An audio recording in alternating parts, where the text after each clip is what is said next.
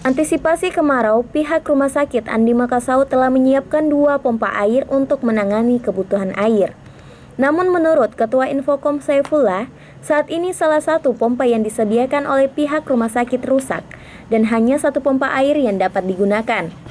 Ia juga mengatakan untuk bangsal-bangsal yang tidak dialiri air, pihak rumah sakit telah menyediakan 2 bak penampungan air sebanyak 12.000 liter per baknya. Ya, ketersediaan air bersih saya kira tidak terlalu kurang karena sudah ada 2 pompa yang tersedia. Bagian selatan itu pompa 2, kemudian bagian utara pompa 1. Cuma karena pompa 1 ini ada gangguan, jadi ada dibersihkan, sudah diangkat mesinnya ke Makassar. Kita tidak tahu dalam waktu singkat turun.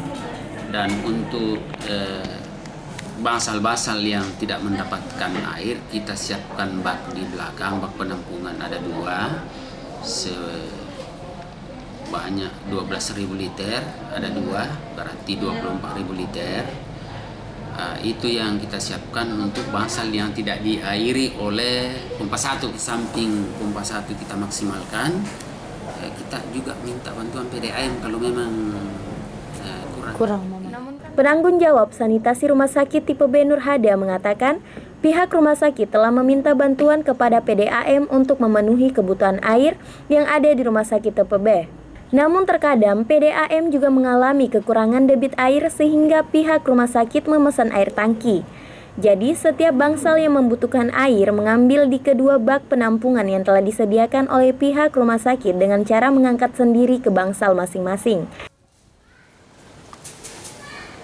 Ya, mereka kan sudah dijelaskan dari pihak Infokom bahwa kondisinya seperti ini. Memang kemarau, terus sumur bor rusak yang satu, terus PDAM juga terkadang tidak mengalir airnya. Iya, kekurangan debit air. Ya, debit air berkurang. Kita anukan yang dari depan saja kita siapkan yang di depannya Nusa Indah itu ada tandonan orange tadi ya.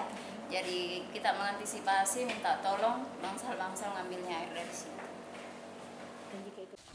Hasrianti Anastasia melaporkan untuk Pare TV.